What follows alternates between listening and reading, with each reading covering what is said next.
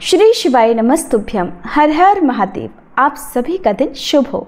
प्रिय श्रोताओं, आज हम शिव पुराण की कथा के 5वें दिवस में प्रवेश कर रहे हैं। हर दिन की कथा हमें शिव जी के रहस्य से थोड़ा और परिचित कर रही है। कभी वे करुणामयी पिता के रूप में सामने आते हैं, कभी संहार करता तो कभी त्याग और तपस्या की मूर्ति बनकर। शिव पुराण केवल श्रोताओं के लिए ही नहीं, बल्कि ये तो हर आत्मा को भीतर से छू जाने वाला अनुभव है। अगर आपने अब तक की सभी कथाएं सुनी हैं तो आपका मन शिव में स्थिर हो रहा है, और अगर आज आप पहली बार जुड़ रहे हैं तो कृपया आरंभ से अंत तक इस दिव्य यात्रा को पूर्ण श्रद्धा से अपनाएं। और आज का अध्याय शुरू करने से पहले हम सभी मिलकर भगवान से प्रार्थना करें। हे आशुतोष, आप तो केवल भावना पर ही प्रसन्न हो जाते हैं। हम आपकी कथा को सुनने का प्रयास कर रहे हैं। कृपया हमें एकाग्रता दें, विनम्रता दें और आपकी महिमा को समझने का विवेक दें। हमारा जीवन उलझनों से भरा है, पर आपकी स्मृति उसमें दीपक की तरह है, उसे कभी बुझने न दीजिएगा और हम सभी भक्तों पर अपना आशीर्वाद बनाए रखिएगा। हर हर महादेव। अब सुनिए आज का अध्याय, और अध्याय के अंत में हर बार की तरह हम सभी मिलकर क्षमा याचना भी करेंगे। श्री ब्रह्मा जी कहते हैं, हे देवर्षि नारद, तदंतर मैंने शब्द तन्मात्रा आदि सूक्ष्म भूतों को स्वयं ही पंचीकृत करके, अर्थात उन पांचों का परस्पर सम्मिश्रण करके उनसे स्थूल आकाश, वायु, अग्नि, जल और पृथ्वी की सृष्टि की। पर्वतों, समुद्रों और वृक्षों आदि को उत्पन्न किया। कला से लेकर युग पर्यंत तक जो काल विभाग है उनकी रचना की। हे मुने, उत्पत्ति और विनाश वाले और भी बहुत से पदार्थों का मैंने निर्माण किया, परंतु मुझे उससे संतोष नहीं हुआ। तब सांब शिव का ध्यान करके मैंने साधन परायण पुरुषों की सृष्टि की। अपने दोनों नेत्रों से मरीचि को, हृदय से भृगु को, सिर से अंगिरा को, व्यान वायु से मुनिश्रेष्ठ पुलह को, उदान वायु से पुलत्सी को, समान वायु से वशिष्ठ को, अपान से क्रतु को, दोनों कानों से अत्रि को, प्राणों से दक्ष को, गोद से तुमको अर्थात देवर्षि नारद को, छाया से कर्दम मुनि को तथा संकल्प से समस्त साधनों के साधन धर्म को उत्पन्न किया। हे मुनिश्रेष्ठ, इस तरह इन उत्तम साधकों की सृष्टि करके महादेव जी की कृपा से मैंने अपने आप को कृतार्थ माना। तत्पश्चात संकल्प से उत्पन्न हुए धर्म मेरी आज्ञा से मानव रूप धारण करके साधकों की प्रेरणा से साधन में लग गए। इसके बाद मैंने अपने विभिन्न अंगों से देवता, असुर आदि के रूप में असंख्य पुत्रों की सृष्टि करके उन्हें भिन्न भिन्न शरीर प्रदान किए। हे मुने, तदंतर अंतर्यामी भगवान शंकर की प्रेरणा से अपने शरीर को 2 भागों में विभक्त करके मैं 2 रूप वाला हो गया। हे नारद, आधे शरीर से मैं स्त्री हो गया और आधे से पुरुष। उस पुरुष ने उस स्त्री के गर्भ से सर्व साधन समर्थ उत्तम जोड़े को उत्पन्न किया। उस जोड़े में जो पुरुष था वही स्वयंभू मनु के नाम से प्रसिद्ध हुआ। स्वयंभू मनु उच्च कोटि के साधक हुए, और जो स्त्री हुई वह शतरूपा कहलाई। वह योगिनी और तपस्वी हुई। तात मनु ने वैवाहिक विधि से अत्यंत सुंदरी शतरूपा का पाणी ग्रहण किया, और उससे वे मैथुन जनित सृष्टि उत्पन्न करने लगे। उन्होंने शतरूपा से प्रियव्रत और उतान पाद नाम के 2 पुत्र और 3 कन्याएं उत्पन्न की। कन्याओं के नाम थे आकुति, देवहूति और प्रसूति। मनु ने आकुति का विवाह प्रजापति रुचि के साथ किया। मंझली पुत्री देवहूति कर्दम को ब्याह दी और उतान पाद की सबसे छोटी बहन प्रसूति प्रजापति दक्ष को दे दी। उनकी संतान परंपराओं से समस्त चराचर जगत व्याप्त है। रुचि से आकृति के गर्भ से यज्ञ और दक्षिणा नामक स्त्री पुरुष का जोड़ा उत्पन्न हुआ। यज्ञ के दक्षिणा से 12 पुत्र हुए। हे मुने, कर्दम द्वारा देवहूति के गर्भ से बहुत सी पुत्रियां उत्पन्न हुई। दक्ष के प्रसूति से 24 कन्याएं हुईं। उनमें से श्रद्धा आदि 13 कन्याओं का विवाह दक्ष ने धर्म के साथ कर दिया। मुनीश्वर, धर्म की उन पत्नियों के नाम भी सुनो। श्रद्धा, लक्ष्मी, धृति, तुष्टि, पुष्टि, मेधा, क्रिया, बुद्धि, लज्जा, वसु, शांति, सिद्धि और कीर्ति, ये सब 13 हैं। इनमें छोटी जो शेष 11 सुलोचना कन्याएं थीं, उनके नाम भी इस प्रकार हैं: ख्याति, सती, संभूति, स्मृति, प्रीति, क्षमा, सन्नति, अनुसुईया, ऊर्जा, स्वाहा तथा स्वधा। भृगु, शिव, मरीचि, अंगिरा मुनि, पुलत्स्य, पुलह, पुनिश्रेष्ठ, क्रतु, अत्रि, वशिष्ठ, अग्नि और पितरों ने क्रमशः इन ख्याति आदि कन्याओं का पाणी ग्रहण किया। भृगु आदि मुनिश्रेष्ठ साधक हैं। इनकी संतानों से चराचर प्राणी सहित सारी त्रिलोकी भरी हुई है। इस प्रकार अंबिकापति महादेव जी की आज्ञा से अपने पूर्व कर्मों के अनुसार बहुत से प्राणी असंख्य श्रेष्ठ द्विजों के रूप में उत्पन्न हुए। कल्प भेद से दक्ष के 60 कन्याएं बताई गई हैं। उनमें से 10 कन्याओं का विवाह उन्होंने धर्म के साथ किया। 27 कन्याएं चंद्रमा को ब्याह दी और विधि पूर्वक 13 कन्याएं दक्ष ने कश्यप के हाथों में दे दी। नारद, उन्होंने 4 कन्याएं श्रेष्ठ रूप वाले ताक्ष अर्थात अरिष्ट नेमि को ब्याह दी तथा भृगु, अंगिरा और कुशाश्व को 2-2 कन्याएं अर्पित की। उन स्त्रियों से उनके पतियों द्वारा बहुसंख्यक चराचर प्राणियों की उत्पत्ति हुई। मुनिश्रेष्ठ, दक्ष ने महात्मा कश्यप को जिन 13 कन्याओं का विधि पूर्वक दान दिया था, उनकी संतानों से सारी त्रिलोकी व्याप्त है। स्थावर और जंगम कोई भी सृष्टि ऐसी नहीं है जो कश्यप की संतानों से शून्य हो। देवता, ऋषि, दैत्य, वृक्ष, पक्षी, पर्वत तथा तृण, लता आदि सभी कश्यप पत्नियों से पैदा हुए हैं। इस प्रकार दक्ष कन्याओं की संतानों से सारा चराचर जगत व्याप्त है। पाताल से लेकर सत्यलोक पर्यंत समस्त ब्रह्मांड निश्चय ही उनकी संतानों से सदा भरा रहता है, कभी खाली नहीं होता। इस तरह भगवान शंकर की आज्ञा से ब्रह्मा जी ने भलीभांति सृष्टि की। पूर्व काल में सर्वव्यापी शंभु ने जिन्हें तपस्या के लिए प्रकट किया था तथा रुद्रदेव ने त्रिशूल के अग्रभाग पर रखकर जिनकी सदा रक्षा की थी, वे ही सती देवी लोकहित का कार्य संपादित करने के लिए दक्ष के यहाँ प्रकट हुई थी। उन्होंने भक्तों के उद्धार के लिए अनेक लीलाएं की। इस प्रकार देवी शिवा ही सती होकर भगवान शंकर से ब्याही गईं, किंतु पिता के यज्ञ में पति का अपमान देखकर उन्होंने अपने शरीर को त्याग दिया और फिर उसे ग्रहण नहीं किया। वे अपने परम पद को प्राप्त हो गईं। फिर देवताओं की प्रार्थना से ही वे शिवा पार्वती रूप में प्रकट हुईं और बड़ी भारी तपस्या करके पुनः भगवान शिव को उन्होंने प्राप्त कर लिया। मुनीश्वर, इस जगत में उनके नाम अनेक प्रसिद्ध हुए। उनके कालिका, चंडिका, भद्रा, चामुंडा, विजया, जया, जयंती, भद्रकाली, दुर्गा, भगवती, कामाख्या, कामदा, अंबा, मृडानी और सर्वमंगला आदि अनेकों नाम हैं, जो भोग और मोक्ष दोनों ही देने वाले हैं। ये सभी नाम उनके गुण और कर्मों के अनुसार हैं। मुनिश्रेष्ठ, इस प्रकार मैंने सृष्टि क्रम का तुमसे वर्णन किया है।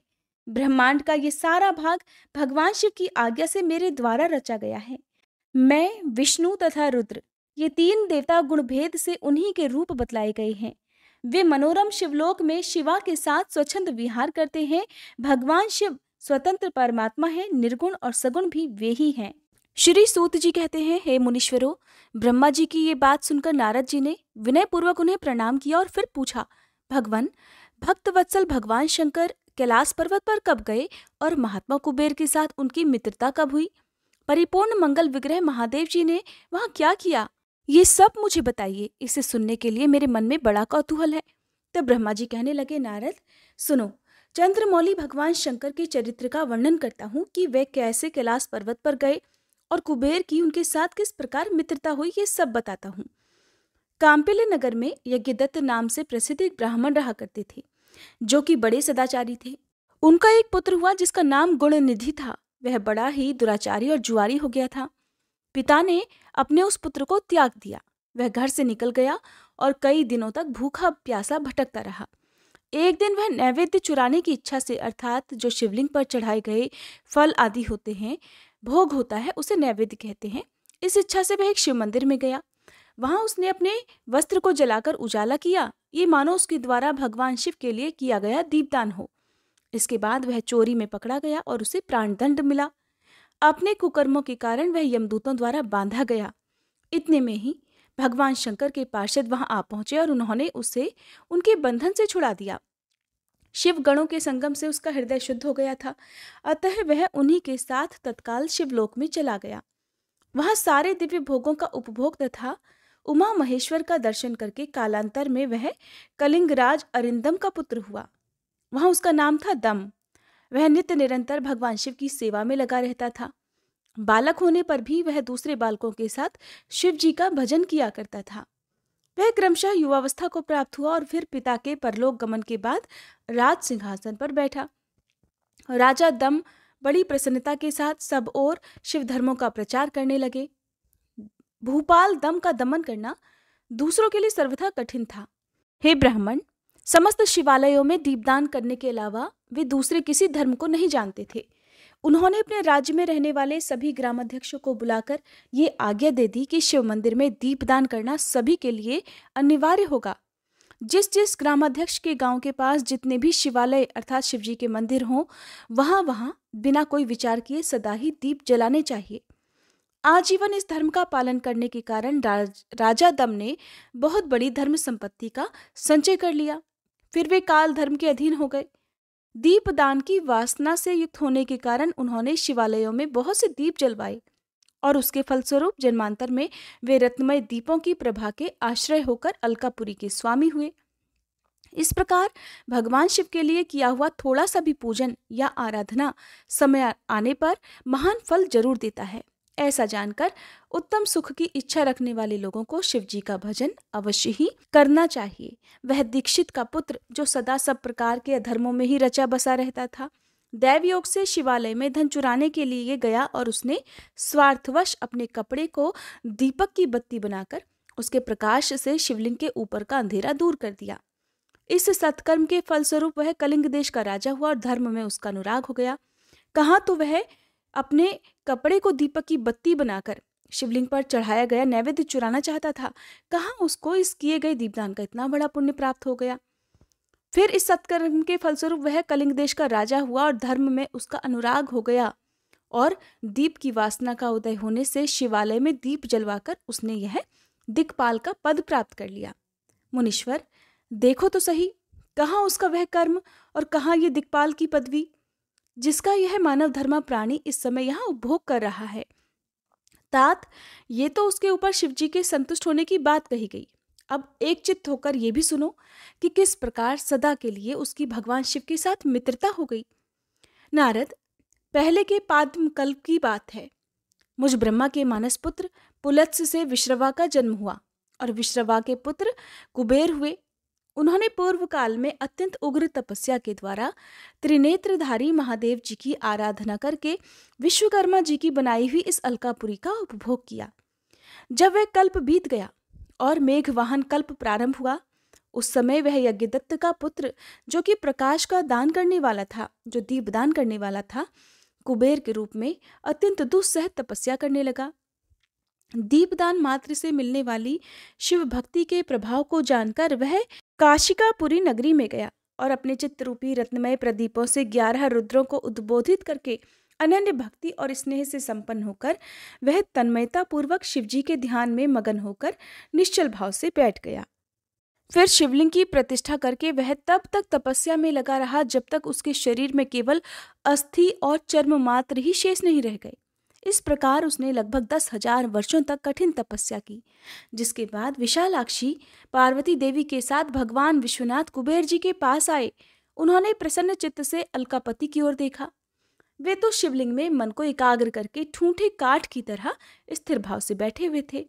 भगवान शिव ने उनसे कहा, अलकापते, मैं वर देने के लिए तत्पर हूं, तुम अपनी इच्छा बताओ।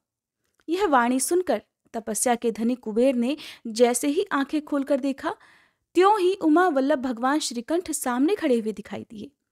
वे उदय काल के सहस्त्रों सूर्यों से भी अधिक तेजस्वी थे और उनके मस्तक पर चंद्रमा अपनी चांदनी बिखेर रहे थे। भगवान शिव के तेज से उनकी आंखें चौंधिया गई, उनका तेज प्रतिहत हो गया और वे नेत्र बंद करके मनोरथ से भी परे विराजमान देव देवेश्वर शिव से कहने लगे, नाथ, मेरे नेत्रों को वह दृष्टि शक्ति दीजिए जिससे आपके चरणारविंदों का दर्शन हो सके। स्वामिन, आपका प्रत्यक्ष दर्शन हो, यही मेरे लिए सबसे बड़ा वर है। हे प्रभु, दूसरे किसी वर से मेरा क्या प्रयोजन है। हे चंद्रशेखर, आपको नमस्कार है। कुबेर की यह बात सुनकर देवाधिदेव उमापति ने अपनी हथेली से उनका स्पर्श करके फिर उन्हें देखने की शक्ति प्रदान की। दृष्टि शक्ति मिल जाने पर यज्ञदत्त के उस पुत्र ने आंखें फाड़ फाड़ कर पहले तो उमा की ओर ही देखना शुरू कर दिया। फिर मन ही मन सोचने लगा कि भगवान शंकर के पास ये सर्वांग सुंदरी कौन है। इसने कौन सा ऐसा तप किया है जो मेरी भी तपस्या से बढ़ गया है। ये रूप, ये प्रेम, ये सौभाग्य और ये असीम शोभा, सभी कुछ अद्भुत है। वह ब्राह्मण कुमार बार बार यही कहने लगा, जब बार बार यही कहता हुआ वह क्रूर दृष्टि से उमा की ओर देखने लगा, तब वामा के अवलोकन से उसकी बाईं आंख फूट गई। तदंतर देवी पार्वती ने महादेव जी से कहा, प्रभु, ये दुष्ट तपस्वी बार बार मेरी ओर देखकर जाने क्या क्या बक रहा है। आप मेरी तपस्या के तेज को प्रकट कीजिए। देवी की ये बात सुनकर भगवान शिव ने हंसते हुए उनसे कहा, उमे, ये तुम्हारा पुत्र है और ये तुम्हें क्रूर दृष्टि से नहीं देखता, बल्कि तुम्हारी तपह संपत्ति का वर्णन कर रहा है। देवी से ऐसा कहकर भगवान शिव पुनः उस ब्राह्मण कुमार से बोले, वत्स, मैं तुम्हारी तपस्या से संतुष्ट होकर तुम्हें वर देता हूँ। तुम निधियों के स्वामी और गुह्यों के राजा हो जाओ। सुव्रत, यक्षों, किन्नरों और राजाओं के भी राजा होकर पुण्य जनों के पालक और सबके लिए धन के दाता बनो। मेरे साथ तुम्हारी सदा मित्रता बनी रहेगी और मैं नित्य तुम्हारे निकट निवास करूंगा। मित्र, तुम्हारी प्रीति बढ़ाने के लिए मैं अलका के पास ही रहूंगा। आओ, इन उमा देवी के चरणों में साष्टांग प्रणाम करो, क्योंकि ये तुम्हारी माता हैं। हे महाभक्त यज्ञदत्त कुमार, तुम अत्यंत प्रसन्न मन से इनके चरणों में गिर जाओ। श्री ब्रह्मा जी कहते हैं, नारद, इस प्रकार वर देकर भगवान शिव ने देवी पार्वती से फिर कहा, देवेश्वरी, इस पर कृपा करो। हे तपस्विनी, ये तो तुम्हारा पुत्र है। तब भगवान शंकर की ये बात सुनकर जगदम्बा पार्वती जी ने प्रसन्नचित्त होकर यज्ञदत्त कुमार से कहा, वत्स, भगवान शिव में तुम्हारी सदा निर्मल भक्ति बनी रहे। तुम्हारी बाईं आंख तो फूट ही गई, इसलिए एक ही पिंगल नेत्र से युक्त रहो। महादेव जी ने जो वरदान दिए हैं वे सब उसी रूप में तुम्हें सुलभ हों।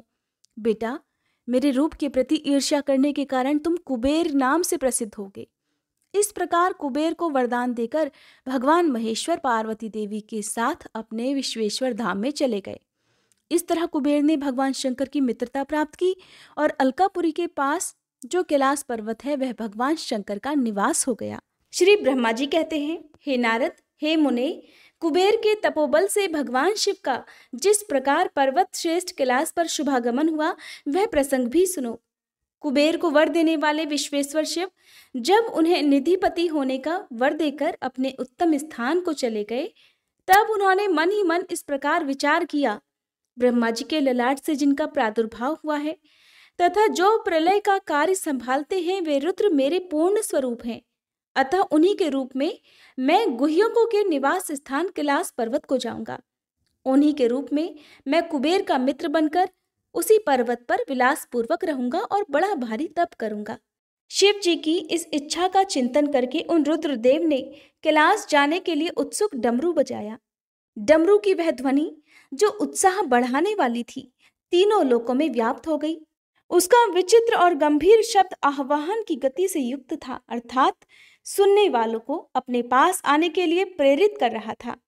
उस ध्वनि को सुनकर मैं तथा श्री विष्णु आदि सभी देवता, ऋषि, मूर्तिमान, आगम, निगम और सिद्ध वहां आ पहुंचे। देवता और असुर आदि सब लोग बड़े उत्साह में भरकर वहां आए। भगवान शिव के समस्त पार्षद तथा सर्वलोक वंदित महाभाग गणपाल जहां कहीं भी थे वहीं से पहुंच गए। इतना कहकर ब्रह्मा जी ने वहां आए गणपालों का नामोल्लेख पूर्वक विस्तृत परिचय दिया।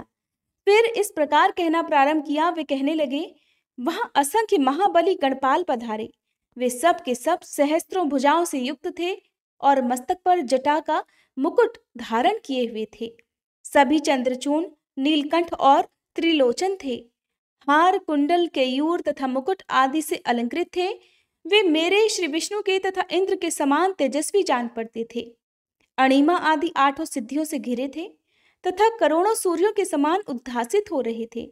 उस समय भगवान शिव ने विश्वकर्मा को उस पर्वत पर निवास स्थान बनाने की आज्ञा दी। अनेकों भक्तों के साथ अपने और दूसरों के रहने के यथा योग्य आवास तैयार करने का आदेश उन्हें दिया। हे मुने, तब विश्वकर्मा ने भगवान शिव की आज्ञा अनुसार उस पर्वत पर जाकर शीघ्र ही नाना प्रकार के ग्रहों की रचना की। फिर श्री हरि की प्रार्थना से कुबेर पर अनुग्रह करके भगवान शिव सानंद कैलाश पर्वत पर गए। उत्तम मुहूर्त में अपने स्थान में प्रवेश करके भक्त वत्सल परमेश्वर शिव ने सबको प्रेम दान दे स्नात किया। इसके बाद आनंद से भरे हुए श्री विष्णु आदि समस्त देवताओं, मुनियों और सिद्धों ने भगवान शिव का प्रसन्नतापूर्वक अभिषेक किया। हाथों में नाना प्रकार की भेंटें लेकर सभी ने क्रमशः उनका पूजन किया और बड़े उत्सव के साथ उनकी आरती उतारी। हे मुने, उस समय आकाश से फूलों की वर्षा हुई जो मंगल सूचक थी। सब ओर जय जयकार और नमस्कार के शब्द गूंजने लगे। महान उत्साह चारों तरफ फैला हुआ था जो सबके सुख को बढ़ा रहा था। उस समय सिंहासन पर बैठकर शिव विष्णु आदि सभी देवताओं द्वारा की हुई यथोचित सेवा को बारंबार ग्रहण करते हुए भगवान शिव बड़ी शोभा पा रहे थे। देवता आदि सब लोगों ने सार्थक और प्रिय वचनों द्वारा लोक कल्याणकारी भगवान शंकर का पृथक पृथक स्तवन किया। सर्वेश्वर प्रभु ने प्रसन्न चित्त से यह स्तवन सुनकर उन सभी को प्रसन्नता पूर्वक मनोवांछित वर और अभीष्ट वस्तुएं प्रदान की। हे मुने, तदंतर श्री विष्णु के साथ मैं तथा अन्य सब देवता और मुनि मनोवांछित वस्तु पाकर आनंदित होकर भगवान शिव की आज्ञा से अपने अपने धाम को चले गए। कुबेर भी शिव जी की आज्ञा से प्रसन्नता पूर्वक अपने स्थान को गए। फिर वे भगवान शंभु, जो सर्वथा स्वतंत्र हैं, योग परायण और ध्यान तत्पर होकर पर्वत प्रवर कैलाश पर रहने लगे। कुछ काल बिना पत्नी के ही बिताकर परमेश्वर शिव ने दक्ष कन्या सती को पत्नी के रूप में प्राप्त किया। हे देवर्षि, फिर वे महेश्वर दक्ष कुमारी सती के साथ विहार करने लगे और लोकाचार परायण होकर सुख का अनुभव करने लगे। हे मुनीश्वर, इस प्रकार मैंने तुमसे यह रुद्र के अवतार का वर्णन किया है, साथ ही उनके कैलाश पर आगमन और कुबेर के साथ मित्रता का प्रसंग भी सुनाया है। कैलाश के अंतर्गत होने वाली उनकी ज्ञानवर्धिनी लीला का भी वर्णन किया, जो कि इस लोक और परलोक में सदा संपूर्ण मनोवांछित फलों को देने वाली है। जो एकाग्रचित्त होकर इस कथा को सुनता या पढ़ता है, वह इस लोक में भोग पाकर परलोक में मोक्ष लाभ करता है। देवर्षि नारद बोले, हे महाभाग, हे महाप्रभु, हे विधाता, आपके मुखारविंद से मंगलकारिणी शंभु कथा सुनते सुनते मेरा जी नहीं भर रहा है। अतः भगवान शिव का सारा शुभ चरित्र मुझसे कहिए। संपूर्ण विश्व की सृष्टि करने वाले ब्रह्मदेव, मैं सती की कीर्ति से युक्त शिव जी के दिव्य चरित्र के बारे में भी सुनना चाहता हूँ। शोभाशालिनी सती किस प्रकार दक्ष पत्नी के गर्भ से उत्पन्न हुई, महादेव जी ने विवाह का विचार कैसे किया, पूर्व काल में दक्ष के प्रति रोष होने के कारण देवी सती ने अपने शरीर का त्याग कैसे किया, चेतनाकाश को प्राप्त होकर वे फिर से हिमालय की कन्या कैसे हुई, पार्वती जी ने किस प्रकार उग्र तपस्या की और कैसे उनका विवाह हुआ, कामदेव का नाश करने वाले भगवान शंकर के आदि शरीर में वे किस प्रकार स्थान प्राप्त कर सकी। हे महामते, इन सब बातों को आप विस्तार पूर्वक कहिए। आपके समान दूसरा कोई संशय का निवारण करने वाला न है और न ही होगा। तब ब्रह्मा जी इस प्रकार कहने लगे कि हे मुनि, देवी सती और भगवान शिव का शुभ यश परम पावन, दिव्य तथा गोपनीय से भी अत्यंत गोपनीय है। तुम वह सब मुझसे सुनो। पूर्व काल में भगवान शिव निर्गुण, निर्विकल्प, निराकार, शक्ति रहित, चिन्मय तथा सत और असत से विलक्षण स्वरूप में प्रतिष्ठित थे। फिर वे ही प्रभु सगुण और शक्तिमान होकर विशिष्ट रूप धारण करके स्थित हुए। उनके साथ भगवती उमा विराजमान थी। हे विप्रवर, वे भगवान शिव दिव्य आकृति से सुशोभित हो रहे थे। उनके मन में कोई विकार नहीं था। वे अपने परात्पर स्वरूप में प्रतिष्ठित थे। हे मुनिश्रेष्ठ, उनके बाएं अंग में भगवान विष्णु, दाएं अंग से मैं ब्रह्मा और मध्य अंग अर्थात हृदय से रुद्रदेव प्रकट हुए। मैं ब्रह्मा सृष्टि करता हुआ, भगवान विष्णु जगत का पालन करने लगे और स्वयं रुद्र ने संहार का कार्य संभाला। इस प्रकार भगवान सदाशिव स्वयं ही 3 रूप धारण करके स्थित हो गए। उन्हीं की आराधना करके मुझ लोक पितामह ब्रह्मा ने देवता, असुर और मनुष्य आदि संपूर्ण जीवों की सृष्टि की। दक्ष आदि प्रजापतियों और देव शिरोमणियों की सृष्टि करके मैं बहुत प्रसन्न हुआ तथा अपने को सबसे अधिक ऊंचा मानने लगा। हे मुने, जब मारीची, अत्रि, पुलह, पुलत्स्य, अंगिरा, क्रतु, वशिष्ठ, नारद, दक्ष और भृगु इन महान प्रभावशाली मानस पुत्रों को मैंने उत्पन्न किया, तब मेरे हृदय से अत्यंत मनोहर रूप वाली एक सुंदर नारी उत्पन्न हुई जिसका नाम संध्या था। वह दिन में क्षीण हो जाती, परंतु सायंकाल में उसका रूप सौंदर्य खिल उठता था। वह मूर्तिमती सायं संध्या ही थी और निरंतर किसी मंत्र का जप करती रहती थी। सुंदर भौहों वाली वह नारी सौंदर्य की चरम सीमा को पहुंची हुई थी और मुनियों के भी मन को मोह लेती थी। इसी तरह मेरे मन से एक मनोहर पुरुष भी प्रकट हुआ जो अत्यंत अद्भुत था। उसके शरीर का मध्य भाग अर्थात कटी प्रदेश पतला था। दांतों की पंक्तियां बड़ी सुंदर थीं। उसके अंगों से मतवाले हाथी की सी गंध प्रकट होती थी। नेत्र प्रफुल्ल कमल के समान शोभा पाते थे। अंगों में केसर लगा था, जिसकी सुगंध नासिका को तृप्त कर दे रही थी। उस पुरुष को देखकर दक्ष आदि मेरे सभी पुत्र अत्यंत उत्सुक हो उठे। उनके मन में विस्मय भर गया। जगत की सृष्टि करने वाले मुझ जगदीश्वर ब्रह्मा की ओर देखकर उस पुरुष ने विनय से गर्दन झुका दी और मुझे प्रणाम करके कहा। वह पुरुष बोला कि हे ब्राह्मण, मैं कौन सा कार्य करूंगा? मेरे योग्य जो भी काम हो उसमें मुझे लगाइए, क्योंकि विधाता आज आप ही सबसे अधिक माननीय और योग्य पुरुष हैं। ये लोग आपसे ही शोभित हो रहे हैं। ब्रह्मा जी ने कहा, हे भद्र पुरुष, तुम अपने इसी स्वरूप से तथा फूल के बने हुए 5 बाणों से स्त्रियों और पुरुषों को मोहित करते हुए सृष्टि के सनातन कार्य को चलाओ। इस चराचर त्रिभुवन में ये देवता आदि कोई भी जीव तुम्हारा तिरस्कार करने में समर्थ नहीं होंगे। तुम छुपे हुए रूप से प्राणियों के हृदय में प्रवेश करके सदा स्वयं उनके सुख का कारण बनकर सृष्टि का सनातन कार्य चालू रखो। समस्त प्राणियों का जो मन है वह तुम्हारे पुष्पमय बाणों का सदा अनायास ही अद्भुत लक्ष्य बन जाएगा और तुम निरंतर उन्हें मदमत्त किए रहोगे। यह मैंने तुम्हारा कर्म बताया है जो सृष्टि का प्रवर्तक होगा, और तुम्हारे ठीक ठीक नाम क्या होंगे इस बात को मेरे ये पुत्र तुम्हें बताएंगे। हे सुरश्रेष्ठ, ऐसा कहकर अपने पुत्रों के मुख की ओर दृष्टिपात करके मैं क्षण भर के लिए अपने कमलमय आसन पर चुपचाप बैठ गया। श्री ब्रह्मा जी कहते हैं, हे मुने, तदंतर मेरे अभिप्राय को जानने वाले मरीचि आदि मेरे पुत्र सभी मुनियों ने उस पुरुष का उचित नाम रखा। दक्ष आदि प्रजापतियों ने उसका मुंह देखते ही परोक्ष के भी सारे वृतांत जानकर उसे रहने के लिए स्थान और पत्नी प्रदान की। मेरे पुत्र मरीचि आदि द्विजों ने उस पुरुष के नाम निश्चित करके उससे यह युक्ति युक्त बात कही। ऋषि बोले, तुम जन्म लेते ही हमारे मन को भी मथने लगे हो, इसलिए इस लोक में मनमथ नाम से विख्यात होगे। हे मनोभव, तीनों लोकों में तुम इच्छानुसार रूप धारण करने वाले हो। तुम्हारे समान सुंदर दूसरा कोई नहीं है। अतः काम रूप होने के कारण तुम काम नाम से भी विख्यात हो। लोगों को मनमत्त बना देने के कारण तुम्हारा एक नाम मदन भी होगा।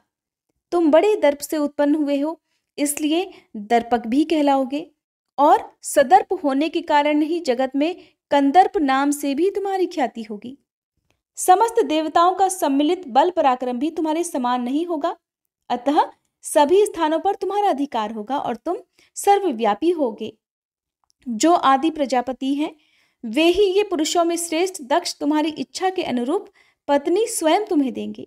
वह तुम्हारी कामनी अर्थात तुमसे अनुराग रखने वाली होगी। श्री ब्रह्मा जी ने कहा कि हे मुने, तदंतर मैं वहां से अदृश्य हो गया। इसके बाद दक्ष मेरी बातों का स्मरण करके कंदर्प से कहने लगे, कामदेव, मेरे शरीर से उत्पन्न हुई मेरी यह कन्या सुंदर रूप और उत्तम गुणों से सुशोभित है। इसे तुम अपनी पत्नी बनाने के लिए ग्रहण करो।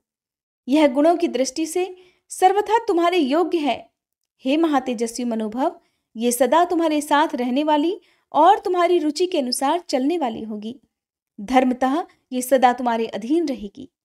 ऐसा कहकर दक्ष ने अपने शरीर के पसीने से प्रकट हुई उस कन्या का नाम रति रखकर उसे अपने आगे बैठाया और कंदर्प को संकल्प पूर्वक सौंप दिया। नारद, दक्ष की वह पुत्री रति बड़ी रमणी और मुनियों के मन को भी मोह लेने वाली थी। उसके साथ विवाह करके कामदेव को भी बड़ी प्रसन्नता हुई। अपनी रति नामक सुंदर स्त्री को देखकर उसके हाव भाव आदि से अनुरंजित होकर कामदेव मोहित हो गया। हे तात, उस समय बड़ा भारी उत्सव होने लगा जो सबके सुख को बढ़ाने वाला था। प्रजापति दक्ष इस बात को सोचकर बड़े प्रसन्न थे कि मेरी पुत्री इस विवाह से सुखी है। कामदेव को भी बड़ा सुख मिला, उसके सारे दुख दूर हो गए। दक्ष कन्या रति भी कामदेव को पाकर बड़ी प्रसन्न हुई। जैसे संध्या काल में मनोहारिणी विद्युन्माला के साथ मेघ शोभा पाता है, उसी प्रकार रति के साथ प्रिय वचन बोलने वाला कामदेव बड़ी शोभा पा रहा था। इस प्रकार रति के प्रति भारी मोह से युक्त रतिपति कामदेव ने उसे उसी तरह अपने हृदय के सिंहासन पर बिठाया जैसे योगी पुरुष योग विद्या को हृदय में धारण करते हैं। इसी प्रकार पूर्ण चंद्रमुखी रति भी उस श्रेष्ठ पति को पाकर उसी तरह सुशोभित हुई जैसे श्री हरि को पाकर पूर्ण चंद्रानना लक्ष्मी शोभा पाती हैं। सूत जी कहते हैं, ब्रह्मा जी का ये कथन सुनकर मुनि श्रेष्ठ नारद जी बड़े मन ही मन प्रसन्न हुए और भगवान शंकर का स्मरण करके हर्षपूर्वक कहने लगे, महाभाग विष्णु शिष्य महामते विधातः, आपने चंद्रमौली शिव की ये अद्भुत लीला कही है।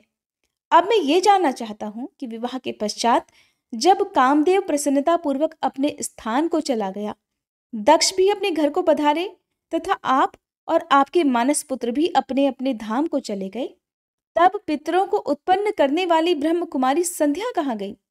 उसने क्या किया और किस पुरुष के साथ उसका विवाह हुआ? संध्या का ये सब चरित्र विशेष रूप से बताइए। तब श्री ब्रह्मा जी कहने लगे, हे मुने, संध्या का वह सारा शुभ चरित्र सुनो जिसे सुनकर समस्त कामनियां सदा के लिए सती साध्वी हो सकती हैं। वह संध्या जो पहले मेरी मानस पुत्री थी, तपस्या करके शरीर को त्याग कर मुनि श्रेष्ठ मेधातिथि की बुद्धिमती पुत्री होकर अरुंधति के नाम से विख्यात हुई। उत्तम व्रत का पालन करके उस देवी ने ब्रह्मा विष्णु और महेश्वर के कहने से श्रेष्ठ व्रतधारी महात्मा वशिष्ठ को अपना पति चुना। वह सौम्य स्वरूप वाली देवी सबकी वंदनीय और पूजनीय श्रेष्ठ पतिव्रता के रूप में विख्यात हुई। तब नारद जी ने पूछा, हे भगवान, संध्या ने कैसे, किस लिए और कहाँ तप किया? किस प्रकार शरीर त्याग कर वह मेधातिथि की पुत्री बनी? ब्रह्मा विष्णु और शिव इन तीनों देवताओं के बताए हुए श्रेष्ठ व्रतधारी महात्मा वशिष्ठ को उसने किस प्रकार अपना पति बनाया? पितामह, ये सब मैं विस्तार के साथ सुनना चाहता हूँ। अरुंधति के इस कौतूहलपूर्ण चरित्र का आप यथार्थ रूप से वर्णन कीजिए। श्री ब्रह्मा जी कहने लगे, हे मुने, संध्या के मन में एक बार सकाम भाव आ गया था, इसलिए उस साध्वी ने यह निश्चय किया कि वैदिक मार्ग के अनुसार मैं अग्नि में अपने इस शरीर की आहुति दे दूंगी। आज से इस भूतल पर कोई भी देहधारी उत्पन्न होते ही काम भाव से युक्त न हो, इसके लिए मैं कठोर तपस्या करके मर्यादा स्थापित करूंगी। तरुणावस्था से पूर्व किसी पर भी काम का प्रभाव नहीं पड़ेगा, ऐसी सीमा निर्धारित करूंगी और इसके बाद मैं इस जीवन का त्याग कर दूंगी। मन ही मन ऐसा विचार करके संध्या चंद्रभाग नामक उस श्रेष्ठ पर्वत पर चली गई जहां से चंद्रभागा नदी का प्रादुर्भाव हुआ है। मन में तपस्या का दृढ़ निश्चय लेकर संध्या को श्रेष्ठ पर्वत पर गई हुई जान मैंने अपने समीप बैठे हुए वेद वेदांगों के पारंगत विद्वान, सर्वज्ञ, जितात्मा और ज्ञान योगी पुत्र वशिष्ठ से कहा, बेटा वशिष्ठ, मनस्विनी संध्या तपस्या की अभिलाषा से चंद्रभागा नामक पर्वत पर गई है, तुम जाओ और उसे विधि पूर्वक दीक्षा दो। तात वह तपस्या के भाव को नहीं जानती है, इसलिए जिस तरह तुम्हारे यथोचित उपदेश से उसे अभीष्ट लक्ष्य की प्राप्ति हो सके वैसा प्रयास करो। हे नारद, मैंने दयापूर्वक जब वशिष्ठ को इस प्रकार आज्ञा दी, तब वे जो आज्ञा कहकर एक तेजस्वी ब्रह्मचारी के रूप में संध्या के पास गए।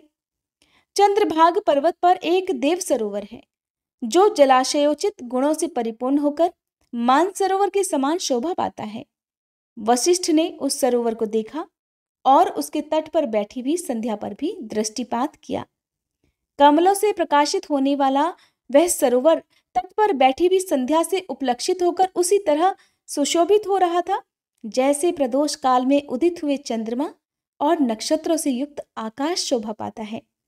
सुंदर भाव वाली संध्या को वहां बैठी देख मुनि ने कौतूहलपूर्वक उस ब्रह्लोलित नाम वाले सरोवर को अच्छी तरह देखा। उसी प्राकारभूत पर्वत के शिखर से दक्षिण समुद्र की ओर जाती हुई चंद्रभागा नदी का भी उन्होंने दर्शन किया। जैसे गंगा हिमालय से निकलकर समुद्र की ओर जाती है, उसी प्रकार चंद्रभागा के पश्चिम शिखर का भेदन करके वह नदी समुद्र की ओर जा रही थी। उस चंद्रभाग पर्वत पर ब्रह्लोलित सरोवर के किनारे बैठी हुई संध्या को देखकर वशिष्ठ जी ने बड़े आदरपूर्वक पूछा, हे भद्रे, तुम इस निर्जन पर्वत पर किस लिए आई हो? किसकी पुत्री हो? तुमने यहाँ क्या करने का निश्चय किया है? मैं ये सब सुनना चाहता हूँ। यदि छुपाने योग्य बात न हो तो कृपा पूर्वक बताओ। महात्मा वशिष्ठ की ये बात सुनकर संध्या ने उन महात्मा की ओर देखा। वे अपने तेज से प्रज्वलित अग्नि के समान प्रकाशित हो रहे थे। उन्हें देखकर ऐसा जान पड़ता था मानो ब्रह्मचर्य देह धारण करके आ गया हो। वे मस्तक पर जटा धारण किए हुए बड़ी शोभा पा रहे थे। संध्या ने उन तपोधन को आदरपूर्वक प्रणाम करके कहा, हे ब्राह्मण, मैं ब्रह्मा जी की पुत्री हूं और मेरा नाम संध्या है और मैं यहाँ तपस्या करने के लिए ही इस निर्जन पर्वत पर आई हूँ। यदि मुझे उपदेश देना आपको उचित जान पड़े तो आप मुझे तपस्या की विधि बताइए। मैं यही करना चाहती हूँ, दूसरी कोई भी गोपनीय बात नहीं है। मैं तपस्या के भाव को, उसके करने के नियम को बिना जाने ही तपोवन में आ गई हूँ, इसलिए चिंता से सूखी जा रही हूँ और मेरा हृदय कांपता है। संध्या की बात सुनकर ब्रह्मवेत्ताओं में श्रेष्ठ वशिष्ठ जी ने, जो स्वयं सारे कार्यों के ज्ञाता थे, उससे दूसरी कोई बात ही नहीं पूछी। वह मन ही मन तपस्या का निश्चय कर चुकी थी और उसके लिए अत्यंत उद्यमशील थी। उस समय वशिष्ठ ने मन से भक्त वत्सल भगवान शंकर का स्मरण करके इस प्रकार कहा। वशिष्ठ जी बोले, हे शुभानने, जो सबसे महान और उत्कृष्ट तेज हैं, जो उत्तम और महान तप हैं तथा जो सबके परम आराध्य परमात्मा है, उन भगवान शंभु को तुम हृदय में धारण करो। जो अकेले ही धर्म, अर्थ, काम और मोक्ष के आदि कारण हैं, उन त्रिलोकी के आदि सृष्टा अद्वितीय पुरुषोत्तम शिव जी का भजन करो। आगे बताए जाने वाले मंत्र से देवेश्वर शंभु की आराधना करो, उससे तुम्हें सब कुछ मिल जाएगा, इसमें कोई संशय नहीं। ओम नमः शंकराय ओम, इस मंत्र का निरंतर जप करते हुए मौन तपस्या आरंभ करो और जो नियम मैं तुम्हें बताता हूं उन्हें सुनो। तुम्हें मौन रहकर ही स्नान करना होगा। मौनालंबन पूर्वक महादेव जी की पूजा करनी होगी। प्रथम 2 बार छठे समय में तुम केवल जल का पूर्ण आहार कर सकती हो। जब तीसरी बार छठा समय आए तब केवल उपवास किया करो। इस तरह तपस्या की समाप्ति तक छठे काल में जलाहार और उपवास की क्रिया होती रहेगी। हे देवी, इस प्रकार की जाने वाली मौन तपस्या ब्रह्मचर्य का फल देने वाली तथा संपूर्ण अभीष्ट मनोरथों को पूर्ण करने वाली होती है। ये सत्य है और इसमें कोई संशय नहीं। अपने चित्त में ऐसा शुभ उद्देश्य लेकर इच्छानुसार शंकर जी का चिंतन करो। वे प्रसन्न होने पर तुम्हें अवश्य ही अभीष्ट फल प्रदान करेंगे। इस तरह संध्या की तपस्या करने की विधि का उपदेश देकर मुनिवर वशिष्ठ यथोचित रूप से उनसे विदा लेकर वहीं से अंतर्ध्यान हो गए। श्री ब्रह्मा जी कहते हैं, मेरे पुत्रों में श्रेष्ठ महाप्राग नारद जी तपस्या के नियम का उपदेश देकर जब वशिष्ठ अपने घर चले गए, तब तप के उस विधान को समझकर संध्या मन ही मन बहुत प्रसन्न हुई। फिर तो वह सानंद मन से तपस्विनी के योग्य वेश बनाकर बृहल्लोलित सरोवर के तट पर ही तपस्या करने लगी। वशिष्ठ जी ने तपस्या के लिए जिस मंत्र को साधन बताया था, उसी से उत्तम भक्ति भाव के साथ वह भगवान शंकर की आराधना करने लगी। उसने भगवान शिव में अपने चित्त को लगा दिया और एकाग्र मन से वह बड़ी भारी तपस्या करने लगी। उस तपस्या में लगे हुए उसके 4 युग बीत गए। तब भगवान शिव उसकी तपस्या से संतुष्ट होकर बड़े प्रसन्न हुए तथा बाहर, भीतर और आकाश में अपने स्वरूप का दर्शन कराकर जिस रूप का वह चिंतन करती थी, उसी रूप से उसकी आंखों के सामने प्रकट हो गए। उसने मन से जिनका चिंतन किया था, उन्हीं प्रभु शंकर को अपने सामने खड़ा देख वह अत्यंत आनंद में निमग्न हो गई। भगवान का मुखारविंद बड़ा प्रसन्न दिखाई देता था। उनके स्वरूप से शांति बरस रही थी। वह सहसा भयभीत होकर सोचने लगी कि मैं भगवान हर से क्या कहूं, किस तरह इनकी स्तुति करूं। इसी चिंता में पड़कर उसने अपने दोनों नेत्रों को बंद कर लिया। नेत्र बंद कर लेने पर भगवान शिव उसके हृदय में प्रवेश करके उससे दिव्य ज्ञान देने लगे। दिव्य वाणी और दिव्य दृष्टि उसे प्रदान की। जब उसे दिव्य ज्ञान, दिव्य दृष्टि और दिव्य वाणी प्राप्त हो गई, तब वह बड़ी कठिनाई से ज्ञात होने वाले जगदीश्वर शिव को प्रत्यक्ष देखकर उनकी स्तुति करने लगी। संध्या बोली, जो निराकार और परम ज्ञान गम्य है, जो न तो स्थूल है न सूक्ष्म है, जो न उच्च है और जिनके स्वरूप का योगीजन अपने हृदय के भीतर चिंतन करते हैं, उन्हीं लोक सृष्टा आप भगवान शिव को नमस्कार है। जिन्हें शर्व कहते हैं, जो शांत स्वरूप, निर्मल, निर्विकार और ज्ञान गम्य है, जो अपने ही प्रकाश में स्थित हो प्रकाशित होते हैं, जिनमें विकार का अत्यंत अभाव है, जो आकाश मार्ग की भांति निर्गुण निराकार बताए गए हैं तथा जिनका रूप अज्ञान अंधकार मार्ग से सर्वथा परे है, उन नित्य प्रसन्न आप भगवान शिव को मैं प्रणाम करती हूँ। जिनका रूप एक, शुद्ध, बिना माया के प्रकाशमान, सच्चिदानंदमय, सहज, निर्विकार, नित्यानंदमय, सत्य, ऐश्वर्य से युक्त, प्रसन्न तथा लक्ष्मी को देने वाला है, आप उन भगवान शिव को नमस्कार है। जिनके स्वरूप की ज्ञान रूप से ही उद्भावना की जा सकती है, जो इस जगत से सर्वथा भिन्न है और सत्व प्रधान, ध्यान के योग्य, आत्मस्वरूप, सारभूत, सबको पार लगाने वाला तथा पवित्र वस्तुओं में भी पवित्र है, उन आप महेश्वर को मेरा नमस्कार है। आपका जो स्वरूप शुद्ध, मनोहर, रत्नमय, आभूषणों से विभूषित तथा स्वच्छ कर्पूर के समान गौरवर्ण है, जिसने अपने हाथों में वर, अभय, शूल और मुंड धारण कर रखा है, उस दिव्य चिन्मय सगुण साकार विग्रह से सुशोभित आप योगयुक्त भगवान शिव को नमस्कार है। आकाश, पृथ्वी, दिशाएं, जल, तेज तथा काल, ये जिनके रूप हैं, उन आप परमेश्वर को नमस्कार है। प्रकृति और पुरुष जिनके शरीर रूप से प्रकट हुए हैं, अर्थात वे दोनों जिनके शरीर हैं, इसलिए जिनका यथार्थ रूप अव्यक्त अर्थात बुद्धि आदि से परे है, उन भगवान शंकर को बारंबार नमस्कार है। जो ब्रह्मा होकर जगत की सृष्टि करते हैं, जो विष्णु होकर संसार का पालन करते हैं और जो रुद्र होकर अंत में इस सृष्टि का संहार करेंगे, उन्हीं आप भगवान सदाशिव को बारंबार नमस्कार है। जो कारण के भी कारण है, दिव्य अमृत रूप ज्ञान तथा अणिमा आदि ऐश्वर्य प्रदान करने वाले हैं, समस्त लोकांतरों का वैभव देने वाले हैं, स्वयं प्रकाश रूप हैं तथा प्रकृति से भी परे हैं, उन परमेश्वर शिव को नमस्कार है, नमस्कार है। ये जगत जिनसे भिन्न नहीं कहा जाता, जिनके चरणों से पृथ्वी तथा अन्यान्य अंगों से संपूर्ण दिशाएं, सूर्य, चंद्रमा, कामदेव और अन्य देवता प्रकट हुए हैं, जिनकी नाभि से अंतरिक्ष का आविर्भाव हुआ है, उन्हीं आप भगवान शंभु को मेरा नमस्कार है। हे प्रभु, आप ही सबसे उत्कृष्ट परमात्मा हैं, आप ही नाना प्रकार की विद्याएं हैं, आप ही संहार करता है, आप ही सद्ब्रह्म तथा परब्रह्म हैं। आप सदा विचार में तत्पर रहते हैं, जिनका न आदि है, न मध्य है और न अंत ही है, जिनसे सारा जगत उत्पन्न हुआ है तथा जो मन और वाणी के विषय नहीं है, उन महादेव जी की स्तुति मैं कैसे कर सकूंगी। ब्रह्मादि देवता तथा तपस्या के धनी मुनि भी जिनके रूपों का वर्णन नहीं कर सकते, उन्हीं परमेश्वर का वर्णन अथवा स्तवन मैं कैसे कर सकती हूँ। प्रभु, आप निर्गुण हैं, मैं मूढ़ स्त्री आपके गुणों को कैसे जान सकती हूँ। और आपका रूप तो ऐसा है जिन्हें इंद्र सहित संपूर्ण देवता और असुर भी नहीं जानते। हे महेश्वर, आपको नमस्कार है। हे तपोमय, आपको नमस्कार है। देवेश्वर शंभो, मुझ पर प्रसन्न होइए, आपको मेरा बारंबार नमस्कार है। श्री ब्रह्मा जी कहते हैं, हे नारद, संध्या का यह स्तुतिपूर्ण वचन सुनकर उसके द्वारा भलीभांति प्रशंसित हुए भक्त वत्सल परमेश्वर शंकर बहुत प्रसन्न हुए। उसका शरीर वल्कल और मृग चर्म से ढका हुआ था। मस्तक पर पवित्र जटाजूट शोभा पा रहा था।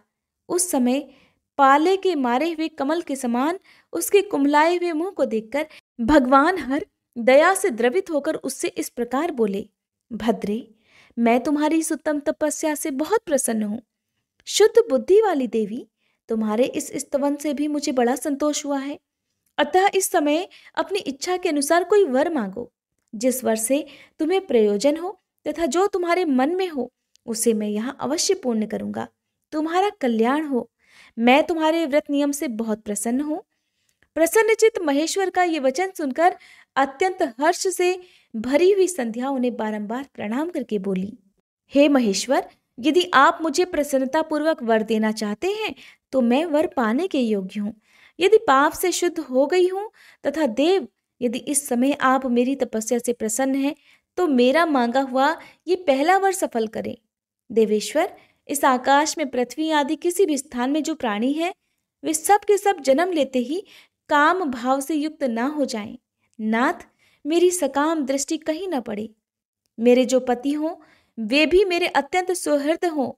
पति के अतिरिक्त जो भी पुरुष मुझे सकाम भाव से देखे उसके पुरुषत्व का नाश हो जाए, वह तत्काल नपुंसक हो जाए। निष्पाप संध्या का ये वचन सुनकर प्रसन्न हुए भक्तवत्सल भगवान शंकर ने कहा, देवी संध्ये सुनो। भद्रे, तुमने जो जो वर मांगा है वह सब तुम्हारी तपस्या से संतुष्ट होकर मैंने दे दिया। प्राणियों के जीवन में मुख्यतः 4 अवस्थाएं होती हैं। पहली शैशवावस्था, दूसरी कौमारावस्था, तीसरी यौवनावस्था और चौथी वृद्धावस्था। तीसरी अवस्था प्राप्त होने पर देहधारी जीव काम भाव से युक्त होंगे। कहीं कहीं दूसरी अवस्था के अंतिम भाग में ही प्राणी सकाम हो जाएंगे। तुम्हारी तपस्या के प्रभाव से मैंने जगत में सकाम भाव के उदय की ये मर्यादा स्थापित कर दी है, जिससे देहधारी जीव जन्म लेते ही कामासक्त न हो जाएं। और तुम भी इस लोक में वैसे दिव्य सती भाव को प्राप्त करो जैसा तीनों लोकों में दूसरी किसी स्त्री के लिए संभव नहीं होगा। पानी ग्रहण करने वाले पति के सिवा जो कोई भी पुरुष सकाम होकर तुम्हारी ओर देखेगा वह तत्काल नपुंसक होकर दुर्बलता को प्राप्त हो जाएगा। तुम्हारे पति महान तपस्वी तथा दिव्य रूप से संपन्न एक महाभाग महर्षि होंगे जो तुम्हारे साथ 7 कल्पों तक जीवित रहेंगे। तुमने मुझसे जो जो वर मांगे थे हे भद्रे, मैंने वे सब पूर्ण कर दिए। अब मैं तुमसे दूसरी बात कहूंगा जो तुम्हारे पूर्व जन्म से संबंध रखती है। तुमने पहले से ही ये प्रतिज्ञा कर रखी है कि मैं अग्नि में अपने शरीर को त्याग दूंगी। उस प्रतिज्ञा को सफल करने के लिए मैं तुम्हें एक उपाय बताता हूं, उसे निस्संदेह करो। मुनिवर मेधातिथि का एक यज्ञ चल रहा है जो 12 वर्षों तक चालू रहने वाला है। उसमें अग्नि पूर्णतया प्रज्वलित है। तुम बिना विलंब किए उसी अग्नि में अपने शरीर का उत्सर्ग कर दो। इसी पर्वत की उपत्यका में चंद्रभागा नदी के तट पर तापसाश्रम में मुनिवर मेधातिथि महायज्ञ का अनुष्ठान करते हैं। तुम स्वच्छंदता पूर्वक वहां जाओ और मुनि तुम्हें वहां देख नहीं सकेंगे। मेरी कृपा से तुम मुनि की अग्नि से प्रकट हुई पुत्री होगी। तुम्हारे मन में जिस किसी स्वामी को प्राप्त करने की इच्छा हो उसे हृदय में धारण कर उसी का चिंतन करते हुए तुम अपने शरीर को उस यज्ञ की अग्नि में होम कर दो। हे संध्ये, जब तुम इस पर्वत पर 4 युगों तक के लिए कठोर तपस्या कर रही थी, उन्हीं दिनों उस चतुर्युगी का सतयुग बीत जाने पर त्रेता के प्रथम भाग में प्रजापति दक्ष के बहुत सी कन्याएं हुई। उन्होंने अपनी उन सुशीला कन्याओं का यथा योग्य वरों के साथ विवाह कर दिया। उनमें से 27 कन्याओं का विवाह उन्होंने चंद्रमा के साथ किया। चंद्रमा अन्य सब पत्नियों को छोड़कर केवल रोहिणी से प्रेम करने लगी। इसके कारण क्रोध से भरे हुए दक्ष ने जब चंद्रमा को श्राप दिया तब समस्त देवता तुम्हारे पास आए, परंतु संध्या, तुम्हारा मन तो मुझ में लगा हुआ था। अतः तुमने ब्रह्मा जी के साथ आए हुए उन देवताओं पर दृष्टिपात ही नहीं किया। तब ब्रह्मा जी ने आकाश की ओर देखकर और चंद्रमा पुनः अपने स्वरूप को प्राप्त करे ये उद्देश्य मन में रखकर उन्हें शाप से छुड़ाने के लिए एक नदी की सृष्टि की जो चंद्र या चंद्रभागा नदी के नाम से विख्यात हुई। चंद्रभागा के प्रादुर्भाव काल में ही महर्षि मेधातिथि यहाँ उपस्थित हुए थे। तपस्या के द्वारा उनकी समानता करने वाला न तो कोई हुआ है और न है तथा न होगा ही। उन महर्षि ने महान विधि विधान के साथ दीर्घ काल तक चलने वाले ज्योतिष्टोम नामक यज्ञ का आरंभ किया है। उसमें अग्निदेव पूर्ण रूप से प्रज्वलित हो रहे हैं। उसी अग्नि में तुम अपने शरीर को डाल दो और परम पवित्र हो जाओ। ऐसा करने से इस समय तुम्हारी वह प्रतिज्ञा भी पूर्ण हो जाएगी। इस प्रकार संध्या को उसके हित का उपदेश देकर देवेश्वर भगवान शिव वहीं अंतर्ध्यान हो गए। श्री ब्रह्मा जी कहते हैं, हे नारद, जब वर देकर भगवान शंकर अंतर्ध्यान हो गए तब संध्या भी उसी स्थान पर गई जहां मुनि मेधातिथि यज्ञ कर रहे थे। भगवान शंकर की कृपा से उसे किसी ने वहां नहीं देखा। उसने उस तेजस्वी ब्रह्मचारी का स्मरण किया जिसने उसके लिए तपस्या की विधि का उपदेश दिया था। हे महामुने, पूर्व काल में महर्षि वशिष्ठ ने मुझ परमेष्ठी की आज्ञा से एक तेजस्वी ब्रह्मचारी का वेश धारण करके उसे तपस्या करने के लिए उपयोगी नियमों का उपदेश दिया था। संध्या अपने को तपस्या का उपदेश देने वाले उन्हीं ब्रह्मचारी ब्राह्मण वशिष्ठ को पति रूप से मन में रखकर उस महायज्ञ में प्रज्वलित अग्नि के समीप गई। उस समय भगवान शंकर की कृपा से मुनियों ने उसे वहां नहीं देखा। ब्रह्मा जी की वह पुत्री बड़े हर्ष के साथ उस अग्नि में प्रविष्ट हो गई। उसका पुरोडाशमय शरीर तत्काल दग्ध हो गया और देखते ही देखते उस पुरोडाश की अलक्षित गंध सब ओर फैल गई। अग्नि ने भगवान शंकर की आज्ञा से उसके स्वर्ण जैसे शरीर को जलाकर शुद्ध करके पुनः सूर्य मंडल में पहुंचा दिया। तब सूर्य ने पितरों और देवताओं की तृप्ति के लिए उसे 2 भागों में विभक्त करके अपने रथ में स्थापित कर दिया। हे मुनीश्वर, उसके शरीर का ऊपरी भाग प्रातः संध्या हुआ, जो दिन और रात के बीच में पड़ने वाली आदि संध्या है, तथा उसके शरीर का शेष भाग सायं संध्या हुआ, जो दिन और रात के मध्य में होने वाली अंतिम संध्या है। सायं संध्या सदा ही पितरों को प्रसन्नता प्रदान करने वाली होती है। सूर्योदय से पहले जब अरुणोदय हो, प्राची के क्षितिज में लाली छा जाए, तब प्रातः संध्या प्रकट होती है, जो देवताओं को प्रसन्न करने वाली है। और जब लाल कमल के समान सूर्य अस्त हो जाता है, तब उसी समय सायं संध्या का उदय होता है, जो पितरों को आनंद प्रदान करने वाली है। परम दयालु भगवान शिव ने उसके मन सहित प्राणों को दिव्य शरीर से युक्त देहधारी बना दिया। जब मुनि के यज्ञ की समाप्ति का अवसर आया, तब वह अग्नि की ज्वाला में महर्षि मेधातिथि को तपाए हुए स्वर्ण की सी कांति वाली पुत्री के रूप में प्राप्त हुई।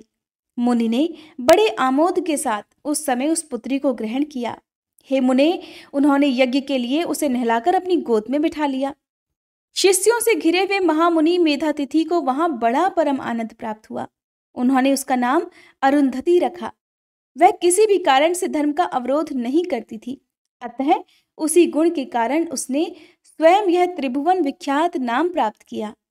हे देवर्षि, यज्ञ को समाप्त करके कृतकृत्य हो वे मुनि पुत्री की प्राप्ति होने से बहुत प्रसन्न थे और अपने शिष्यों के साथ आश्रम में रहकर सदा उसी का लालन पालन करते थे।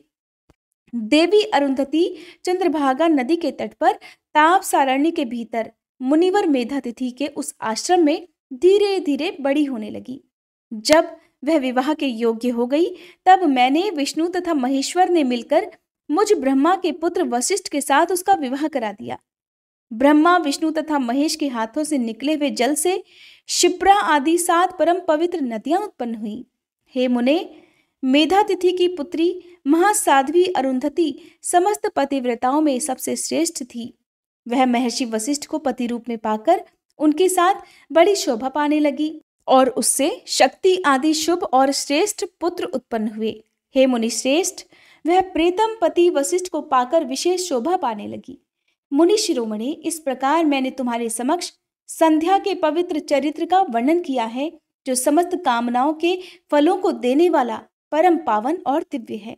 जो स्त्री या शुभ व्रत का आचरण करने वाला पुरुष इस प्रसंग को सुनता है, वह संपूर्ण कामनाओं को प्राप्त कर लेता है और इसमें अन्यथा विचार करने की आवश्यकता भी नहीं है। प्रजापति ब्रह्मा जी की ये बात सुनकर नारद जी का मन प्रसन्न हो गया और वे इस प्रकार बोले, नारायण नारायण।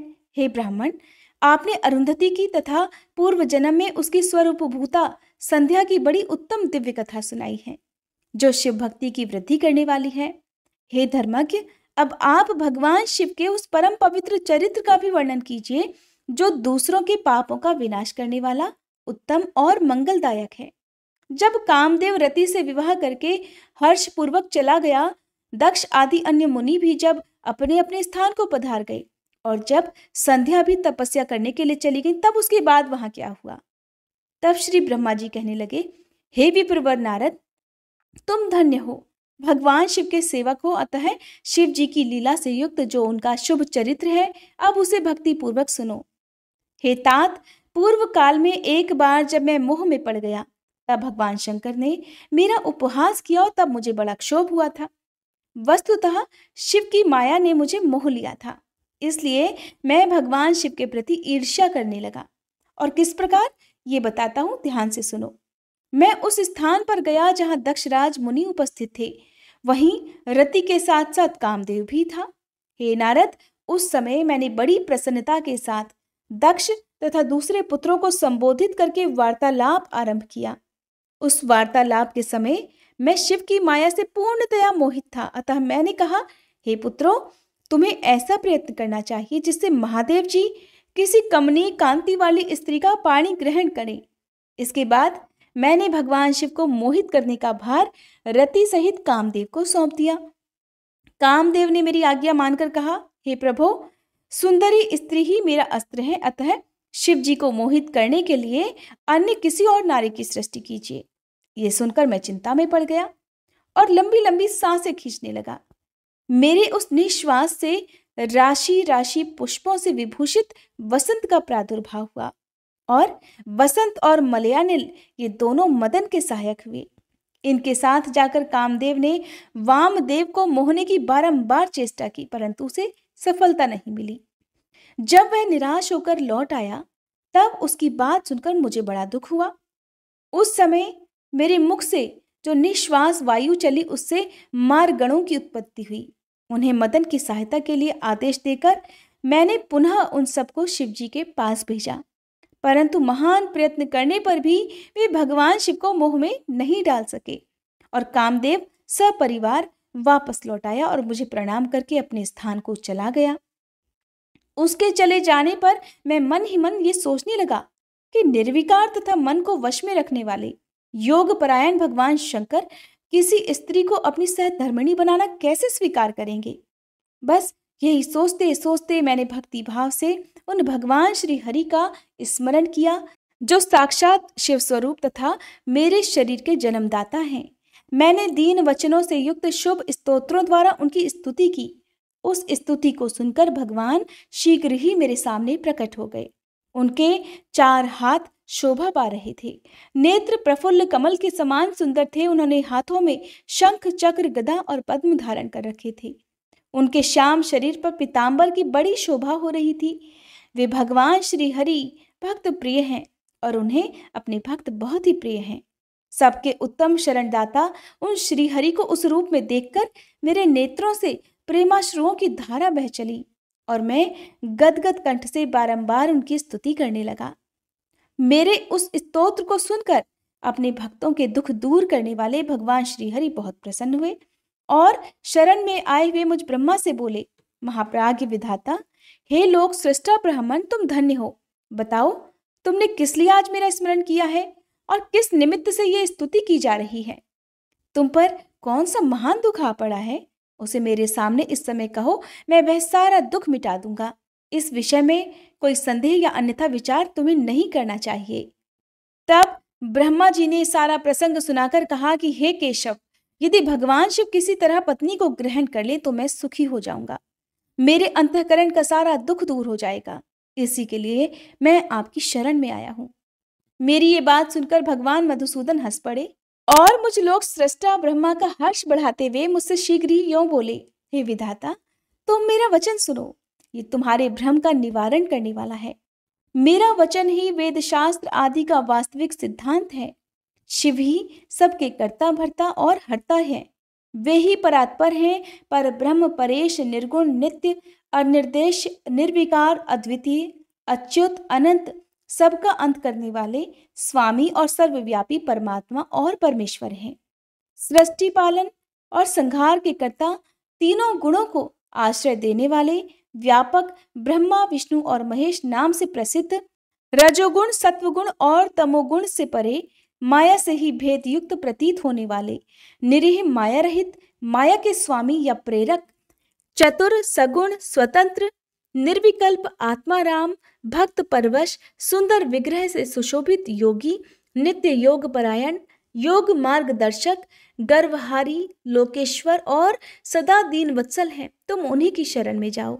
सर्वात्मना शंभु का भजन करो, इससे संतुष्ट होकर वे तुम्हारा कल्याण अवश्य करेंगे।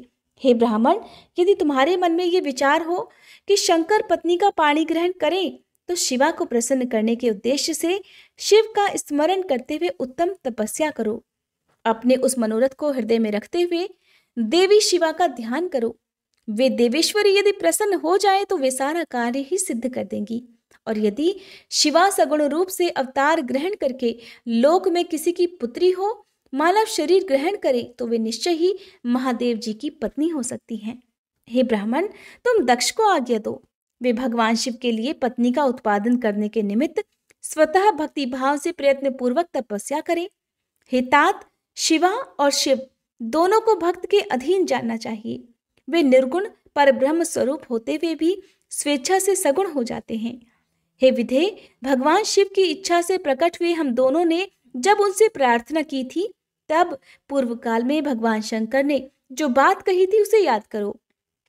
हे ब्राह्मण, अपनी शक्ति से सुंदर लीला विहार करने वाले निर्गुण शिव ने स्वेच्छा से सगुण होकर मुझको और तुमको प्रकट करने के पश्चात तुम्हें तो सृष्टि कार्य करने का आदेश दिया, और उमा सहित उन अविनाशी सृष्टिकर्ता प्रभु ने मुझे उस सृष्टि के पालन का कार्य सौंपा था।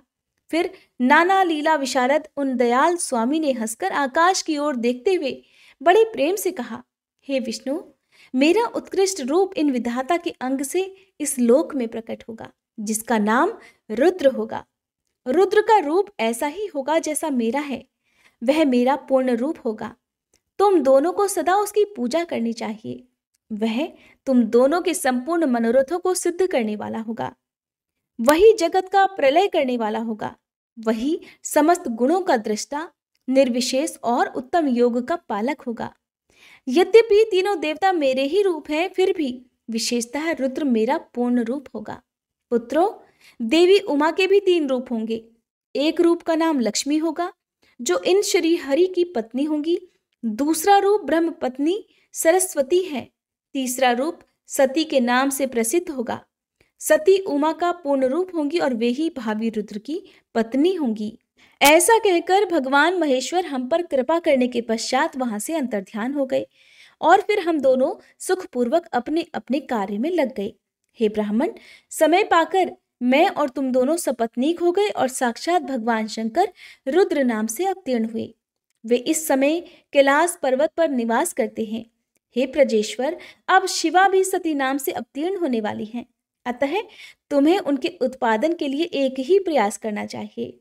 ऐसा कहकर मुझ पर बड़ी भारी दया करके भगवान विष्णु अंतर्ध्यान हो गए, और मुझे उनकी बातें सुनकर परम आनंद प्राप्त हुआ। जय भोलेनाथ। आज के अध्याय में बस इतना ही। इसके आगे की कथा आप सभी कल के अध्याय में जरूर सुनिएगा। आइए अब हम सभी सच्चे मन से भगवान शिव से क्षमा प्रार्थना करें। हे भोलेनाथ, अगर इस कथा के श्रवण, वाचन या स्मरण के दौरान हमारे मन, वाणी या कर्म से कोई भी त्रुटि हो गई हो, तो हम आपसे हाथ जोड़कर प्रार्थना करते हैं, कृपया हमें क्षमा करें। प्रभु, हमारी समझ सीमित है, परंतु श्रद्धा असीम है। अगर किसी पवित्र प्रसंग को हमने अधूरा समझा, अधूरा सुना या फिर किसी दिव्यता को पूरी तरह व्यक्त नहीं कर सके, तो ये केवल हमारी अल्प बुद्धि है। उसकी दोषिता हमारी नहीं, बल्कि हमारी अवस्था की है।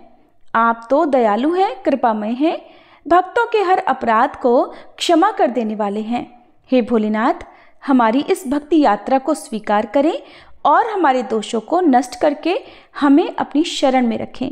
हे नीलकंठ, इस अध्याय को आपने ही आरंभ करवाया और आप ही इसे पूर्ण करें। आपकी कृपा से हम हर दिन आपकी ओर निकट आते रहें, यही हमारी सबसे बड़ी कामना है। हर हर महादेव।